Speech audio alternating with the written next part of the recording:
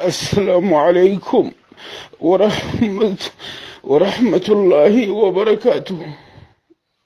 እህት ወንድሞች ቀብሩቅም አገር ውስጦችም ያላችሁት የሀበሻ ልጆች ሙስሊማት ሌላውም ቢሆን ሰብአዊ መብት የት አለ?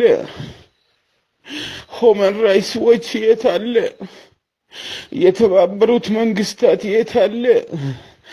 የአፍሪካ አንድነት የት አለ?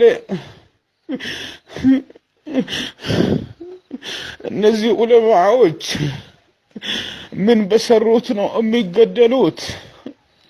የሳዑዲ አረቢያ መንግስት በትራምፕ ትዕዛዝ ስንት ዑለማዎችን እስር ቤት እያማቀቀ ቆይቶ አሁን እንግዲህ እነዚህ ዶክተሮች ሐፊዘል ቁርአኖች ዓሊሞች የነብዩ ሙሐመድ ደረሶች የሐበሻ ባለውለታዎች ሳዑዲ አረቢያን ለዚህ ያደረሱት ከሐራም ራቁ እያሉ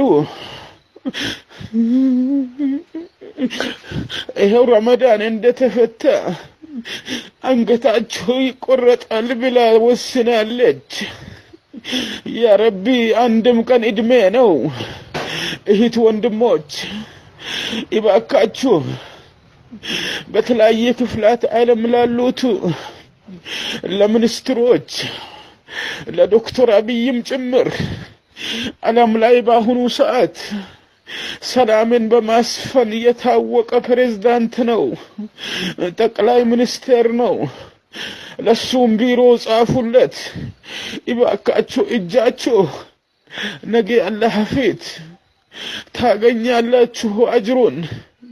በተለያየ ፌስቡኮች፣ በተለያየ ዋትስአፖች፣ በተለያየ ኢሜሎች ይባካችሁ ተጽዕኖ መፍጠር ለሚችሉ ሰዎች ዓለም ላይ ላሉ ታላላቅ ሰዎች ይኸው እንግዲህ አሜሪካ እና ትራምፕ ዑለማዎችን ከሙሐመድ ሙጅሪም ጋር ሆኖ ከሙሐመድ ሙጅሪም ሰልማን ጋር ሆኖ ዑለማዎችን ይኸው ለማስገደል እነዚህ ሁፋዞች ዑለማዎች ዓሊም ሞተ ማለት ዓለም ሞተ ማለት ነው።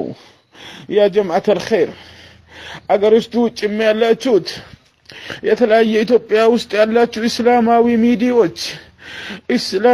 ሚዲያዎች ይባካችሁ እነዚህ ዑለማዎች ሞቱ ማለት ዓለም